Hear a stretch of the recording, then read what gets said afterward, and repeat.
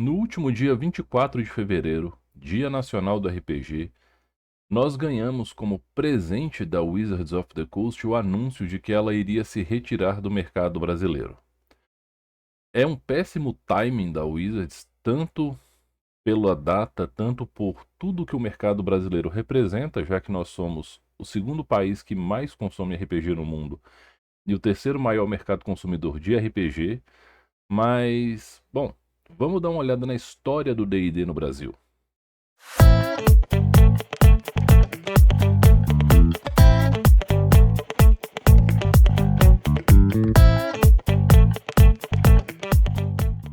Saudações, seres pensantes, diretamente dos estúdios Contar e Mestrar. Eu sou o Rufus e hoje eu vou contar para vocês um pouco da história do D&D no Brasil. O D&D ele deu as caras por aqui em 90 pela primeira vez através da Grow, que lançou o Classic Dungeon como um jogo de fantasia. Não se falou em RPG diretamente no anúncio, na caixa e etc e tal. Posteriormente a Grow trouxe pra gente o Dragon Quest e a Black Box do D&D, aquela caixona preta com dragão vermelho. E esses produtos ficaram aí no mercado até a segunda metade da década de 90. Vamos falar especificamente do boom do RPG, né? Foi o período em que o hobby cresceu. E a gente está falando do início do plano real. A caixa preta do D&D era muito bacana e tinha um probleminha. Ela era bacana até a página 2, porque na época o salário mínimo era R$ 64,70 e foi reajustado em setembro para R$ 70. A caixa base do D&D nessa época custava R$ 35, ou seja, meio salário mínimo. Era um hobby para lá de caro. Então, isso era um problema para a difusão do hobby. E a gente está falando de uma época onde não havia e-commerce, não havia Amazon, não havia comprar de casa e receber com frete grátis. Então, no interior do Brasil, facilmente o D&D chegou a valores maiores, porque o lojista ele precisava se deslocar até uma capital ou grande centro, comprar e trazer para vender na sua cidade, ou comprar por remessa. De qualquer forma, isso tudo era agregado no custo final do produto. Ainda nessa casa de 95, a Abril Jovem entrou em cena, trazendo o AD&D segunda edição. E a Abril Jovem era um titã, né? A editora Abril era um titã editorial brasileiro. Então, parecia que ia dar muito bom. Os portes iniciais de Jogador, Mestre e Monstros, né? Os 3 livros base, mais o First Quest, que era a introdução ao AD&D, o cenário de Carameicos, o cenário de Forgotten Realms, parecia que o negócio ia andar, fora que a Abril Jovem chegou a lançar Dragon Magazine em português. Porém, novamente a gente esbarra no fator financeiro da coisa. Os livros nessa época, juntos, ultrapassavam um salário mínimo, chegando a um salário mínimo e meio de custo. Em termos de 2024, quando eu tô gravando esse vídeo, a gente está falando em pagar mais de R$ 2.000 nos livros, ou quase R$ 2.000, mais ou menos isso. Moral da história: em pouco tempo, a Abril Jovem abandonou a linha do AD&D e a gente passou um tempo sem ter nada do AD&D, que é a segunda edição do D&D. Quando a Wizards comprou a TSR, foi um momento muito diferenciado, eu já falei muito sobre isso aqui. E aqui pra gente no Brasil, foi uma coisa boa, porque a Wizards já era parceira há um tempo da Devir Livraria por conta do Magic. E a Devir pegou o D&D. Então ela relançou o AD&D no Brasil. Tiveram novas tiragens, tanto do Jogador, do Mestre e dos Monstros. Ela também pegou os encalhes de estoque da Abril Jovem e botou para vender. E além disso, a Devir chegou a trazer Ravenloft e o livro completo do Guerreiro. Mas a terceira edição de D&D já batia na porta. E a Devir focou em trazer da melhor forma que pôde a terceira edição do D&D para o Brasil. E isso foi muito bacana. Aqui cabe uma justiça poética para a Devir, já previamente antecipando, porque a Devir foi a empresa que manteve o D&D por mais tempo e de forma mais estável, entre aspas, no nosso mercado. Porém, nessa época a Devir estava com um monopólio do mercado brasileiro. O D&D não era o único RPG que ela lançava. Nas licenças da Devir a gente tinha o D&D, tinha o GURPS, a gente tinha o Mundo das Trevas e a gente tinha o Shadowrun, e eu posso estar esquecendo de mais alguma coisa, mas tínhamos tudo isso. Eu ouvi rumores, eu nunca tive dessa informação de uma forma precisa e oficial, mas a Devir licenciava os livros de forma pontual. A terceira edição trouxe muitos suplementos. Ainda assim, na terceira edição, além dos 3 livros básicos, a Devir trouxe todos os livros de classe, trouxe cenários como Forgotten Realms, Dragonlance, Ravenloft, e foi um momento muito bacana. Na virada para a 4ª edição, a gente está falando já da explosão da bolha do D20 e vários problemas que a Wizard sofreu em termos de mercado em si, como um todo. Aqui no Brasil, em sinergia à explosão dessa bolha, a gente teve uma tradução muito ruim da 4ª edição. Eu já falei muito disso. Isso culminou que ali por volta de 2010, talvez um pouco depois, a Wizards rescindiu o contrato com a Devir. E boatos dizem que foi uma rescisão unilateral. A gente ficou sem D&D oficialmente no Brasil desde esse momento até o ano de 2019. Por um gap de mais ou menos 8, 9 anos. Mas isso não significa que o D&D deixou de ser jogado aqui no Brasil. A gente ficou jogando ou com material em inglês ou com traduções feitas pela comunidade, mas quem queria jogar D&D ainda jogava D&D. Um sinal positivo veio quando a Carol foi contratada como Community Manager da Wizards para o Magic no Brasil ali por volta do ano de 2016.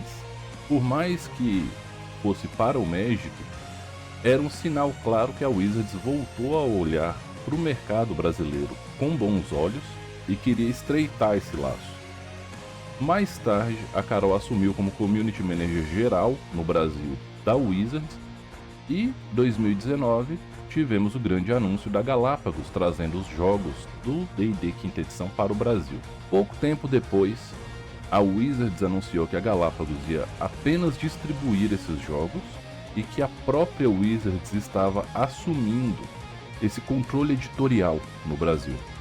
Um ano depois do anúncio, a Wizards dispensa a Carol e todos os Community Managers da América Latina como um todo, e mais que isso, ela dispensa 85% da equipe Latam. Mais ou menos um ano depois disso, a Wizards anuncia que está metendo o pé do Brasil e que as vendas não se pagavam. Para mim, esse papo de as vendas não se pagavam é um argumento raso e ele não fala do problema como um todo. Bom, faz parte do estilão da Wizards de dar uma resposta genérica e sair pela tangente. Se a gente parar para avaliar todos esses anos, tudo que aconteceu, essas idas e vindas do D&D no Brasil, vai e volta, lá na década de 90, por que isso aconteceu? A gente está falando de um mercado crescente, um mercado que estava aparecendo naquele momento, estava em ebulição, e as empresas estavam brigando entre si, e a TSR não estava no seu melhor momento para fazer essa gestão de exportação, por assim dizer. Moral da história: na briga entre Grow e Abril Jovem, a Abril ganhou, mas não levou, porque pouco tempo depois ela descontinuou a linha. A Devir fez o que podia, da melhor forma que podia, apesar de várias críticas a serem feitas, e eu não vou começar a especular sobre o que acontecia ou não no ambiente editorial do Devir Livraria, não me compete falar sobre isso. E depois a gente tem um gap enorme de quase uma década sem D&D. E quando a Wizards volta para o Brasil, ela volta com estratégia extremamente questionável, porque a gente já tinha 5 anos de D&D 5ª rolando. Então, à medida que estavam saindo os livros básicos aqui no Brasil, o grande lançamento internacional era o Tasha Cauldrons of Everything. Além disso, muitos livros mais recentes soavam mais interessantes para a comunidade. E grande parte da comunidade domina inglês o suficiente para pegar um livro de D&D em inglês, ler e jogar. Então, o livro lançado em português ou o pessoal já tinha, ou outra coisa complexa, era mais caro do que a edição em inglês, então a versão nacional ela saiu mais cara. Somado tudo isso, a gente tem que pensar num outro fator. Lá nos anos 2000 veio a licença aberta, a famosa OGL. E a OGL propiciou o surgimento de vários filhos do D&D. Aqui no Brasil a gente tem o Tormenta, que é um monstro, é a maior comunidade que a gente tem no RPG brasileiro. Tormenta nasceu como um suplemento para os livros do 3.0 e 3.5. Pouco tempo depois, quando virou para a quarta edição e os livros da terceira edição se tornaram difíceis de serem encontrados no mercado porque eles não estavam sendo impressos, o pessoal da Jambô e a equipe Tormenta fizeram o Tormenta RPG. E então a galera que jogava Tormenta ficou jogando Tormenta RPG. Nos Estados Unidos teve uma coisa parecida no surgimento do Pathfinder, quando a Paizo lançou o primeiro Pathfinder. E a Devir, a própria Devir, trouxe o Pathfinder para o Brasil. E o Pathfinder tinha a pecha de seu D&D 3.75, a evolução do 3.5, o Super D&D e por aí vai. E falava-se muito disso, né, nessa época em fóruns na internet. Então, quando o Pathfinder veio para o Brasil, já tinha uma galera muito louca para jogar Pathfinder e ficou jogando Pathfinder. Tanto é que o financiamento coletivo da segunda edição do Pathfinder foi totalmente bem sucedido, bateu várias metas extras e arrecadou mais de 500 mil reais. Quando a Wizards volta para o Brasil em 2019, ela encontra o cenário do D&D já preenchido pelos próprios produtos em inglês ou por traduções de comunidade e grande parte do seu público potencial fidelizado ou pelo Tormenta, ou pelo Pathfinder, ou pelo Old Dragon, que veio correndo por fora todos esses anos, fazendo um trabalho muito bacana, trazendo um jogo OSR, como o pessoal costuma chamar. E esses 3 jogos somados ocupam uma grande parcela dentro da fantasia medieval estilo D20 aqui no Brasil. Eu diria que eles 3 juntos ocupam quase todo esse nicho. Então a Wizards tinha que brigar contra os produtos da própria licença aberta. E aí você soma esse fator com o desequilíbrio editorial, onde os lançamentos nacionais, além de mais caros, estavam sempre atrasados, em total desincronia com o mercado, é óbvio que não ia dar bom. É possível falar que se a Wizards quisesse, ela poderia ter feito um planejamento industrial e editorial mais assertivo, inclusive produzindo os livros fora do Brasil e trazendo os livros para serem comercializados aqui, uma vez que a legislação brasileira ela prevê uma defesa tributária do livro. O comércio de livros ele não tem tributação, isso é uma garantia da Constituição Federal. Mas, pelo visto, isso também não foi levado em conta, ou se foi, não foi alçado ao nível de importância que deveria dentro do planejamento. E ela foi dispensando a comunidade ao longo do tempo. Observem que não foi feito nenhum grande evento, nenhum grande movimento para divulgar a quinta edição, a edição brasileira. Não foi feita, a Wizards não se importava. Ela dispensou os gestores de comunidade. Hoje, quando a gente fala em marketing, é muito comum a gente ouvir a expressão marketing de relacionamento. Quando uma empresa do tamanho de uma Wizards, que faz parte de um grupo ainda maior e muito mais poderoso chamado Hasbro, quando uma empresa que tem essas marcas por trás, quando ela dispensa os seus gestores de comunidade, os seus community managers, simplesmente ela está falando para aquele local que não tem mais essa gestão o seguinte: nós não nos importamos com vocês, vocês não estão na nossa conta, não são prioridade. Quando veio esse anúncio da dispensa da Carol e do resto da equipe praticamente toda aqui do Brasil e da América Latina, já era uma pedra cantada nesse bingo que a Wizards ia sair do Brasil. Então, não há grande surpresa. E assim, nós como comunidade sobreviveremos a isso. No futuro a Wizards pode rever essa decisão e pode voltar ao Brasil. É interessante dizer que a Galápagos se posicionou sobre, falando que fez um contato com a Wizards para reassumir a licença e ela não obteve resposta positiva sobre. Está no site do Omelete essa declaração da Galápagos. Mas assim, no final das contas, nós não ficaremos sem jogar D&D. Não importa se comprando livros em inglês, não importa se acessando ferramentas online como o site 5e Tools, ou usando traduções da comunidade, mas vamos continuar jogando D&D. Fora tudo isso, nós temos nossos jogos nacionais que usam a engine do D&D. Temos o Pathfinder portado em português, que funciona muito bem, é um senhor jogão. E assim, esse é um grande momento para a gente mostrar a força do nosso mercado, mas também para a gente valorizar a nossa produção nacional.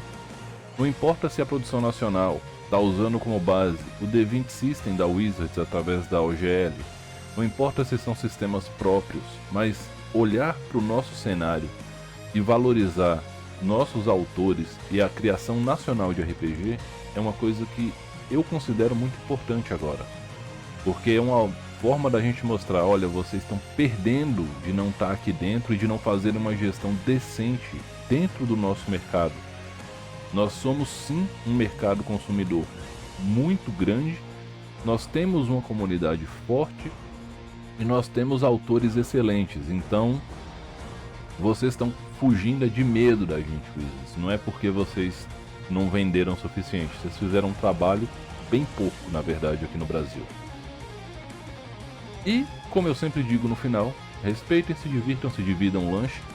Não se esqueçam de seguir o Contar e Mestrar no YouTube, no TikTok, no Instagram, nos agregadores de podcast. Por favor, deem 5 estrelinhas no projeto da gente, ele ajuda muito, sabe? Essa avaliação coloca o podcast em recomendações em outros locais. E deixem nos comentários aqui do vídeo quais são os jogos nacionais que vocês queriam que tivessem mais visibilidade.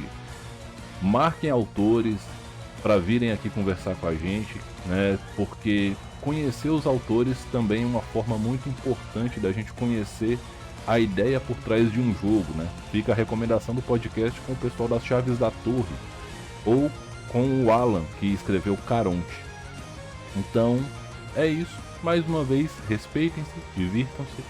Eu sou o Rufus, esse foi o podcast do Contar e Mestrar e até semana que vem.